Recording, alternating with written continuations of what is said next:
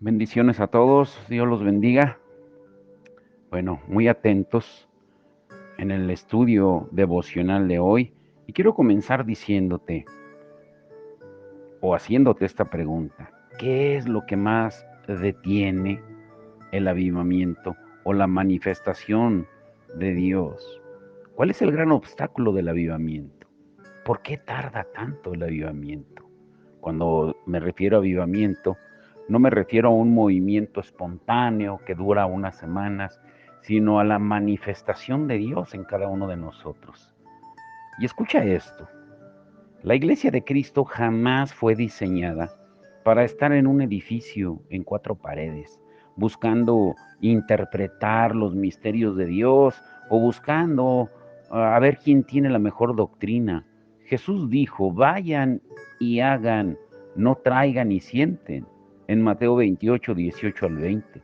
Si se mostrara más el amor, la gente aceptaría más la doctrina. Como dice Santiago, la fe con las obras de amor, en Santiago 2, 14 al 17. Pero claro que sabemos que las obras nos salvan, pero ¿cómo hablar de un Dios que es amor, como dice Primera de Juan 4, 8, y no reflejarlo? ¿Cómo decir que amamos a un Dios que no vemos e ignorar al prójimo que vemos, como dice Primera de Juan 4, 20 al 21? Jesús jamás estuvo encerrado en un edificio formando ministerios de todo tipo o eventos para entretener a la gente. Él suplía las necesidades yendo a todo lugar, enseñando, predicando, sanando y liberando, como dice Mateo 4, 23 al 24. Y te pregunto, ¿de verdad hemos entendido cuál será la manera de juzgar de Dios cuando muramos y estemos frente a Él? Él lo dijo claramente en Mateo 25, 31 al 46. Porque lo creas o no, todos vamos a morir y seremos juzgados, como dice Hebreos 9:27, y daremos cuenta de lo que hayamos hecho, sea bueno o sea malo, como Pablo lo dice en 2 de Corintios 5:10. Y no solo eso, el mismo Jesús dijo que por nuestras palabras seremos condenados o justificados. Tengamos cuidado de la doctrina que predicamos, porque daremos cuenta de cada palabra, como Jesús dijo en Mateo 12, 36 y 37. Y todos vamos a resucitar para dar cuenta de todo lo que hicimos o hablamos en vida. El mismo Jesucristo lo dijo en Juan 5:29. El Evangelio no se trata de hablar de Cristo, sino de que Cristo viva en nosotros. Gálatas 2:20. El Espíritu Santo no se trata de temblores o chiripiorcas, o de caerse o levantarse, o creerse Superman o la Mujer Maravilla. Él vino para glorificar a Cristo, no para robarle la gloria a Cristo, en Juan 16:14. Y para convencer al mundo de justicia, de pecado y de juicio, como lo dice Juan 16:8. Solo pensemos en esto. ¿De verdad entendemos lo que dice Juan 3:16? ¿De verdad somos guiados por el Espíritu Santo para presumir que somos hijos de Dios? Como dice Romanos 8:14. ¿De verdad entendemos que lo que identifica a un cristiano es el amor? ¿Que no lo dijo el mismo Jesús en Juan 13:35? Y por último, ¿por qué decimos que somos la iglesia de Cristo cuando estamos todos divididos, levantando denominaciones, llenos de envidia y peleando por saber quién tiene la sana doctrina y la mejor interpretación de los tiempos finales? Y más ahora con el conflicto entre Israel y Palestina. Pero ¿por qué no nos preocupamos por tener a Cristo? ¿Qué no dijo Jesús que estando unidos sería la manera de que la gente creyera en Juan 17:21? Tal vez deberíamos recordar lo que Jesús dijo, tomar diariamente nuestra cruz y seguirlo en Lucas 9:23. No se trata de nosotros, sino de Él. ¿No será que amamos más a otras cosas más que a Dios, que nos amamos más a nosotros mismos y a nuestra doctrina que al prójimo? Jesús dijo en Mateo 10:37 al 39 que era lo principal. Volvamos al mandamiento principal, en el cual se cumple toda la ley de Dios, amarlo a Él y amar al prójimo. Él lo dijo claramente en Mateo 22, 37 al 40. Pero tal vez estemos amando otras cosas, como Él lo dice en Mateo 10, 37 al 39. Pero entendemos realmente que la envidia, ese enemigo interior, es el causante de todo esto. La envidia es el gran obstáculo del avivamiento. El título de hoy es ese. La envidia, el gran obstáculo del avivamiento. ¿Por qué crees tú que tarda tanto o demora tanto el avivamiento? Donde quiera que Dios desate un avivamiento de poder y gloria, estará invariablemente acompañado de un estallido de envidia. Y tal cosa se opuso a Jesús en su ministerio terrenal y también en los apóstoles cuando llevaron el Evangelio a las naciones. Y es especialmente fascinante estudiar las erupciones de envidia que siguieron a Pablo en sus viajes misioneros. Pon atención en esto. Por ejemplo, la primera erupción fue en la isla de Pafos, donde Elimás el mago resistió a Pablo y trató de apartar de la fe al procónsul debido a que envidiaba y temía la autoridad de Pablo, como dice Hechos 13 del 6 al 8. En Antioquía de Pisidia, lo puedes leer en Hechos 13, 14 al 50, Pablo predicó el evangelio en la sinagoga en sábado, y los judíos no estaban muy persuadidos, pero los gentiles rogaron a Pablo y a Bernabé que regresara el sábado siguiente para predicar nuevamente. Y cuando lo hicieron, dice en el verso 44, casi toda la ciudad se reunió a escuchar la palabra de Dios. Y adivina qué pasó. Al ver la multitud reunida alrededor de los apóstoles, encendió una caldera de envidia entre los judíos. Inmediatamente comenzaron a desmentir el mensaje, a blasfemar y a oponerse, de modo que Pablo y Bernabé se fueron de la sinagoga y predicaron a los gentiles en otro lugar. Pero eso no satisfizo la envidia de los judíos, quienes, dicen el verso 50, incitaron a mujeres muy distinguidas y favorables al judaísmo y a los hombres más prominentes de la ciudad, y provocaron una persecución contra Pablo y Bernabé. Por tanto, los expulsaron de la ciudad. En Iconio también, los judíos probaron tácticas similares para desacreditar el evangelio, pero al no tener éxito, tramaron apedrear a los apóstoles, quienes, al enterarse del complot, huyeron a Listra y a Derbe, como lo dice en Hechos 14, 1 al 6. La cuarta ocasión fue en Listra. El evangelio tuvo un poderoso efecto hasta que los envidiosos judíos de Antioquía e Iconio llegaron a Listra y pusieron a la gente en contra de ellos y los persuadieron para que los apedrearan. Lean Hechos 14, 8 al 20. Pero Dios levantó a Pablo incluso de la muerte. Número 5, en Tesalónica.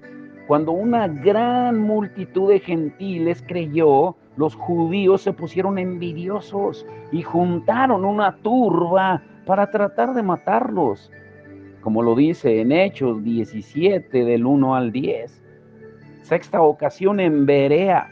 Tanto los judíos como los gentiles se entregaban al Señor, y todo anduvo bien hasta que los judíos de Tesalónica escucharon del avivamiento en Berea, y llenos de envidia fueron a Berea, alborotaron la multitud y obligaron a los apóstoles a dejar la ciudad. Hechos 17, 10 al 15.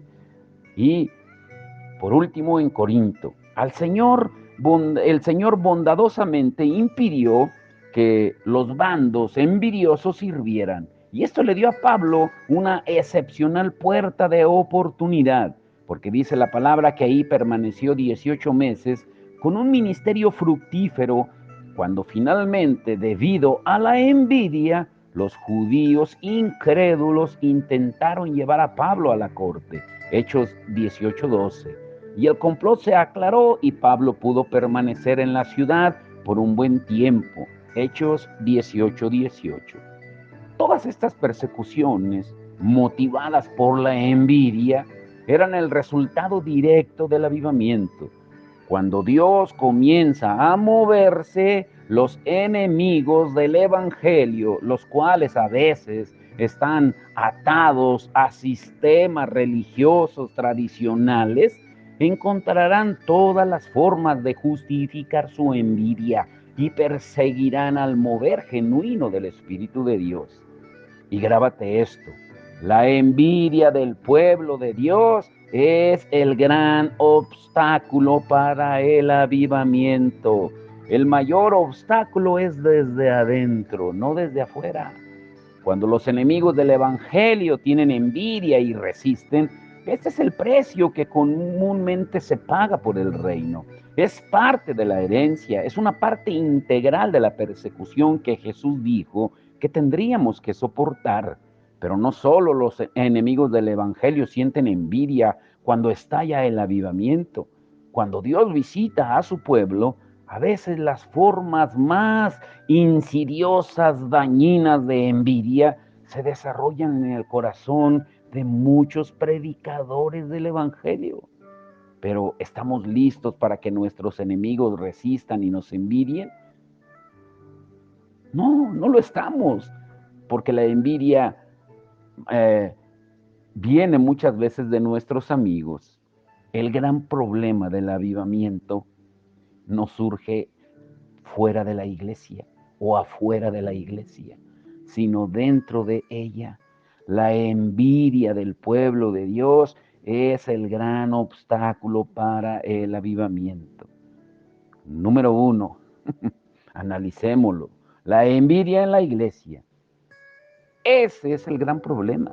No es tanto la envidia de los segmentos de la pseudoiglesia, de los grupos liberales, de los humanistas, que tienen apariencia de piedad, pero niegan el poder de Dios. No, lo que impide el avivamiento, por el contrario, el gran obstáculo histórico para el avivamiento es la envidia que proviene del corazón de los que según han nacido genuinamente de nuevo, de los llenos del Espíritu, de los creyentes bíblicos, de los cristianos lavados con sangre, que miran el avivamiento a la distancia y envidian la bendición de Dios en el ministerio de otro hermano.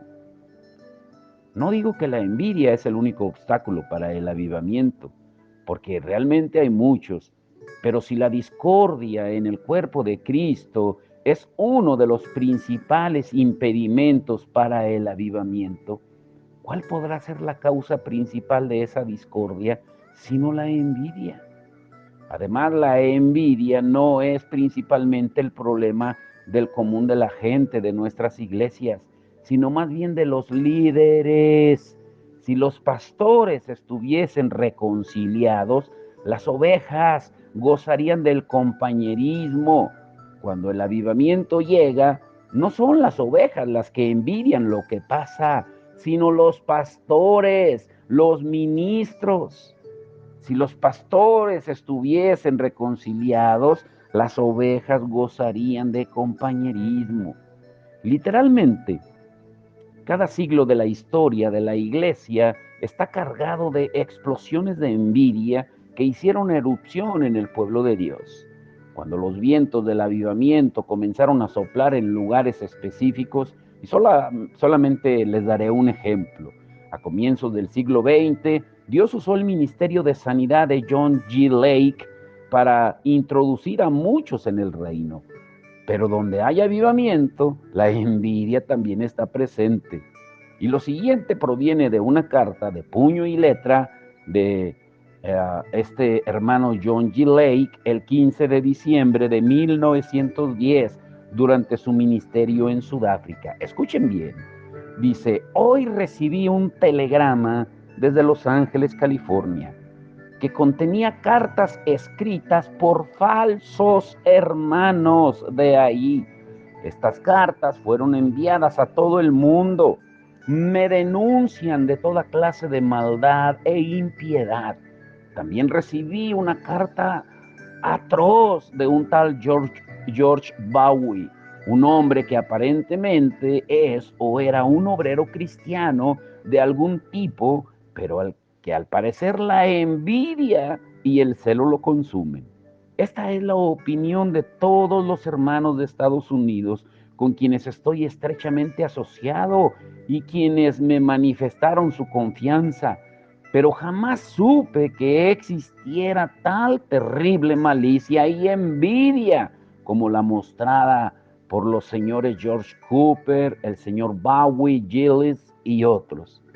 Ahora, es prudente asumir que los detractores o los que atacaban a George Gillis no se dieron cuenta de que estaban motivados por la envidia, al igual que sucede hoy aquí en Guanajuato, en Salamanca, y estoy seguro que en el mundo entero.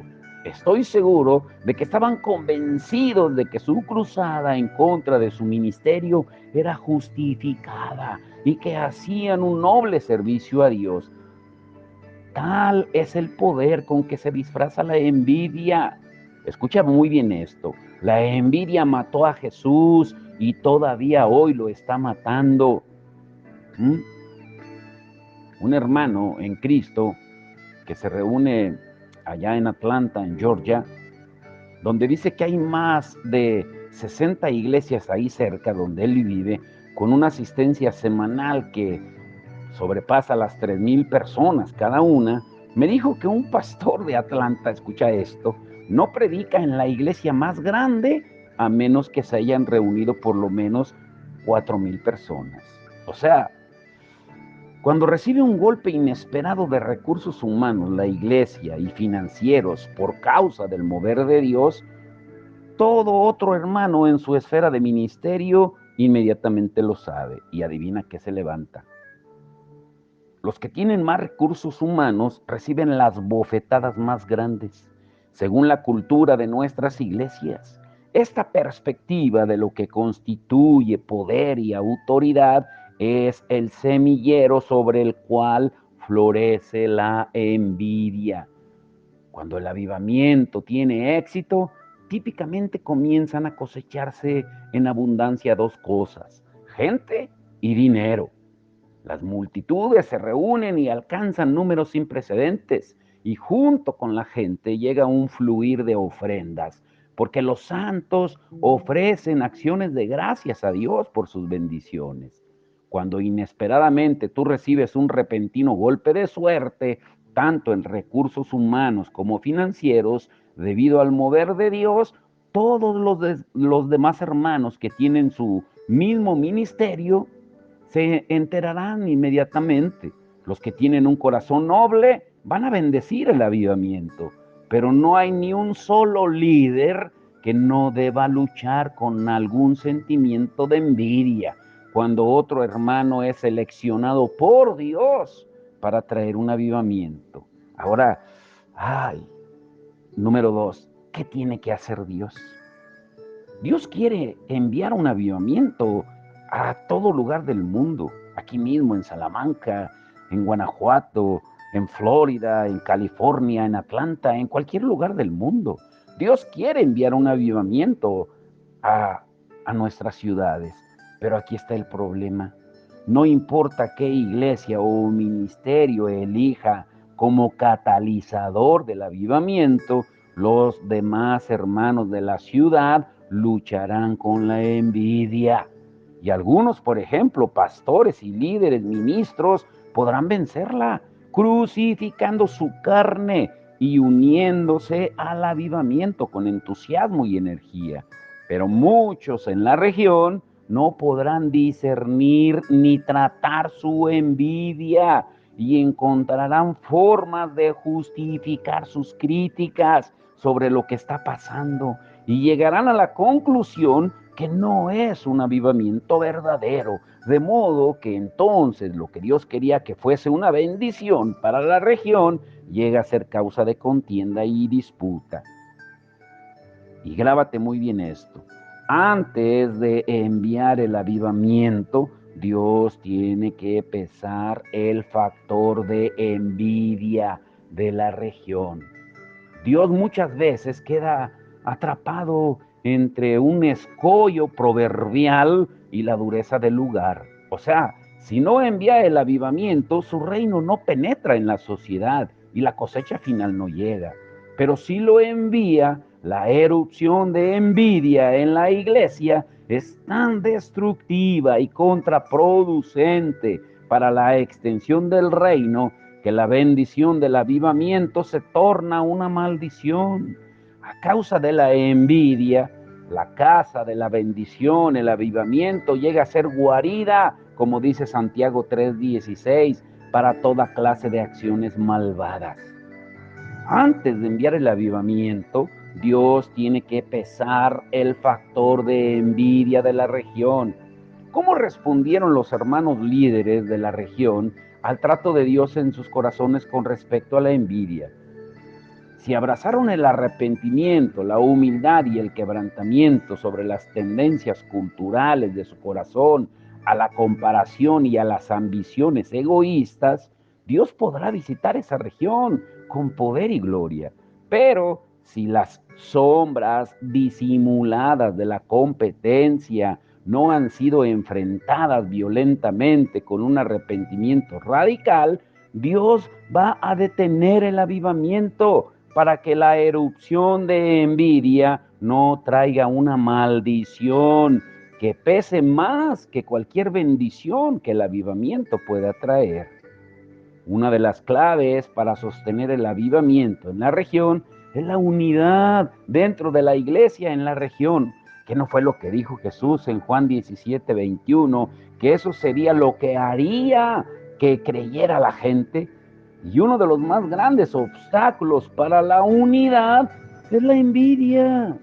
Cuando los líderes rechazan llevar la envidia a la cruz y dejarla ahí, la bendición de Dios eventualmente se disipa. A mí me asombra el síndrome que se observa en cuanto al avivamiento. Cuando Dios desciende y visita la iglesia con avivamiento, la gente incluso viene de otras regiones, de otras provincias e incluso de otras naciones para calentarse con el fluir de las bendiciones de Dios, como sucedió a principios de este año en Estados Unidos. Todos vienen al avivamiento, excepto los hermanos de la misma ciudad, porque la envidia es siempre un problema entre hermanos. Yo me acuerdo ahora que celebramos los 10 años de estar aquí en México, le mandamos invitaciones a muchísimos pastores y todos tuvieron la excusa perfecta disfrazando su envidia. Y lo digo con conocimiento de causa. Los apóstoles enfrentaron la prueba sin darse cuenta que ella decidiría si serían visitados por un avivamiento. La prueba concerniente a elegir un reemplazo para la labor de Judas Iscariote, las transiciones en el liderazgo son siempre momentos muy sensibles para el reino de la envidia. La elección recayó sobre dos hombres, José, llamado Barsabás, apodado el Justo, y Matías, en Hechos 1:23. Y ahora la elección de quien sería el apóstol número 12 del Cordero no era un problema menor. Las implicaciones eran tanto enormes como eternas, y todas estaban determinadas por el voto al azar. Cuando la suerte cayó sobre Matías, comenzó la gran prueba. ¿Sentiría envidia José o los que lo apreciaban? ¿Permitirían que el favor concedido a Matías llegara a ser ocasión para la discordia y la contienda? Afortunadamente ni José ni sus amigos le dieron lugar a la envidia. Por el contrario, unieron sus corazones con Matías y todos los demás para los grandes propósitos del reino. Y así la Escritura pudo testificar en Hechos 2:1.